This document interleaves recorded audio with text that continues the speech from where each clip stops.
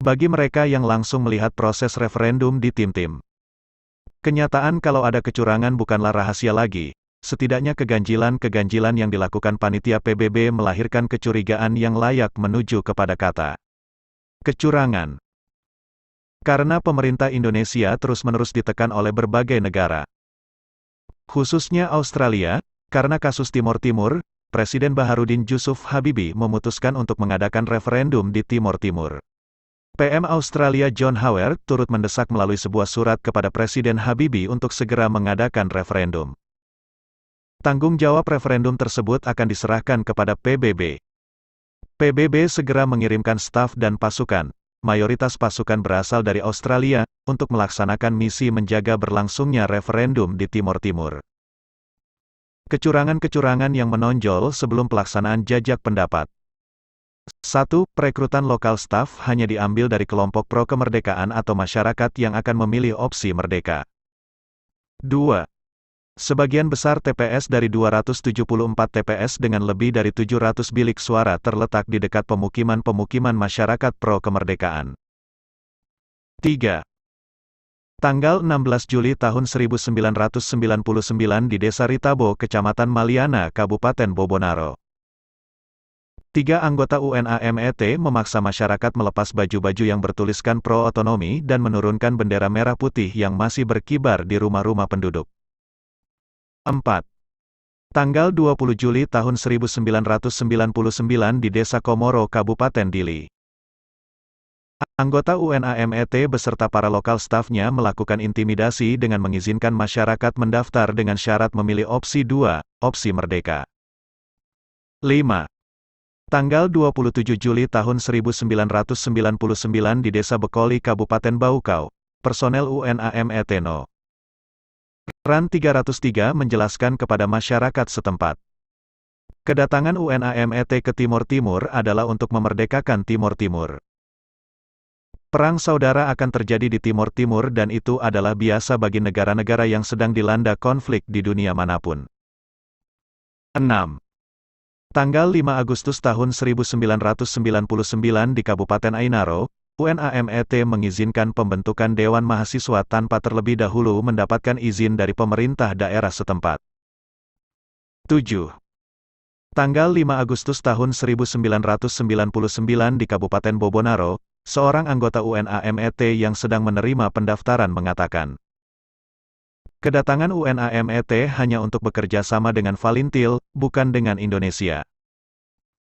8.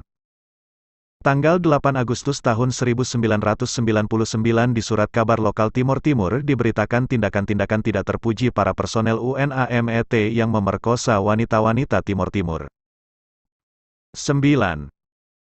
Tanggal 14 Agustus tahun 1999 di Desa Paragua dan Desa Gulolo, Kabupaten Bobonaro. Seorang personel UNAMET bernama Smith bersama rekan-rekannya menghentikan mobilnya di depan sebuah rumah masyarakat pro-otonomi dan mengatakan, apabila masyarakat tidak menurunkan bendera merah putih yang dikibarkan di rumah masing-masing, maka akan saya sobek dan kalau tidak, akan ada rombongan CNRT di belakang yang akan merobeknya. 10. Tanggal 28 Agustus tahun 1999 di Kabupaten Maliana.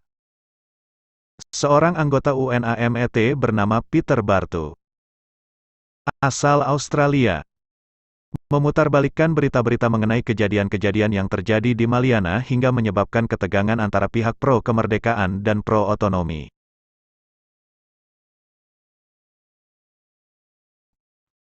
Hasil jajak pendapat yang dalam rencana semula akan diumumkan tanggal 7 September tahun 1999.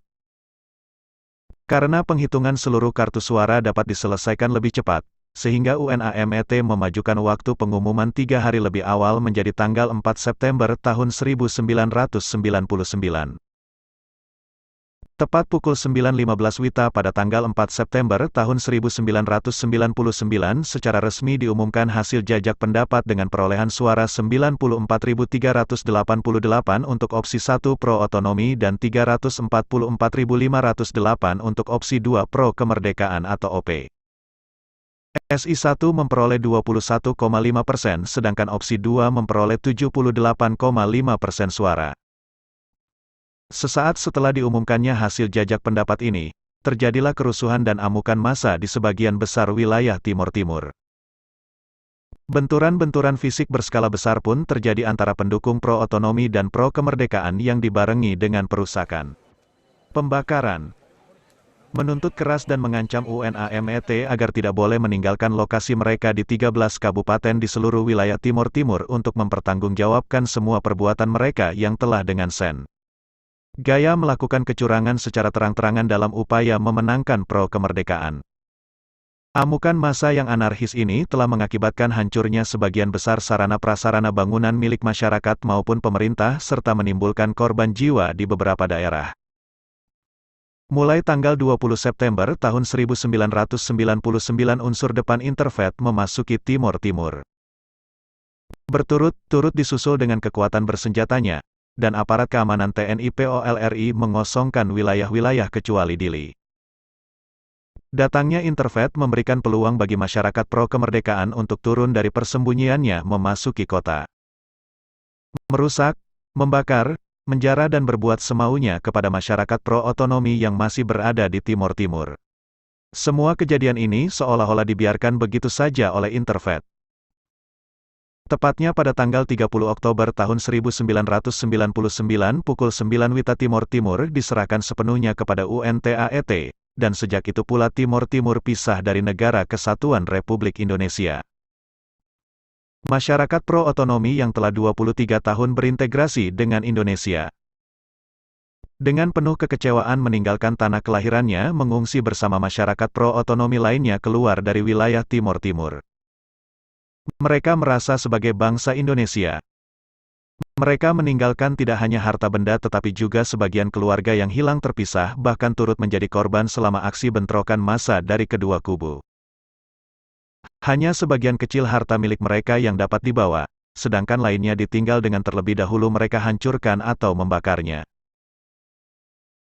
Di dalam benak mereka hanya ada ketidakrelaan harta benda yang mereka dapatkan dengan jerih payah sendiri ditinggalkan untuk dinikmati oleh pihak lain.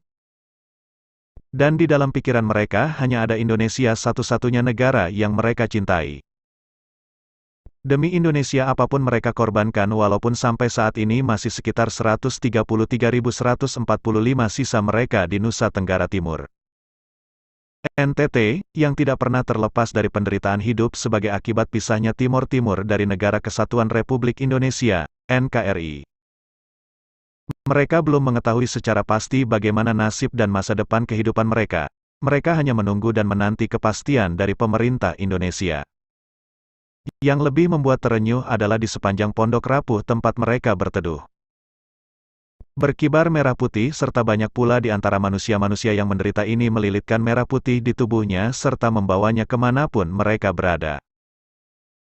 Bagi mereka benda keramat inilah yang paling berharga dari segalanya.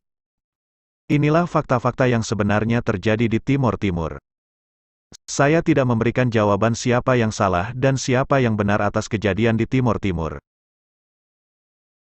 Masyarakat Indonesialah yang menilainya dan pimpinan PBB harus pula mengetahui apa sebenarnya yang telah dilakukan oleh UNAMET sebagai institusi yang semestinya adil di dalam menyelenggarakan jajak pendapat di Timor Timur.